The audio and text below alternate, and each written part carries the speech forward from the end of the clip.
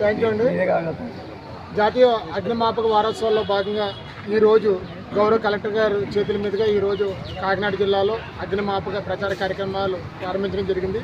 ఈ వారం రోజుల్లో మేము వేరియస్ స్టేక్ హోల్డర్స్ నుంచి వాళ్ళ దగ్గరికి వెళ్ళి మనం అవగాహన కార్యక్రమాలు చేపట్టడం జరుగుతుంది. దీనివల్ల ఏం జరుగుతుందంటే అగ్ని ప్రమాదాలు ఏ విధంగా మొదలవుతాయి, దాన్ని చిన్నగా ఉన్నప్పుడు జరిగేటటువంటి ఉండగా దాన్ని ఆఫ్ చేయడం వల్ల వచ్చేటువంటి ఆపాలకి తగిన అంశాల మీద అందరికీ కూడా అవగాహన కల్పిస్తాం.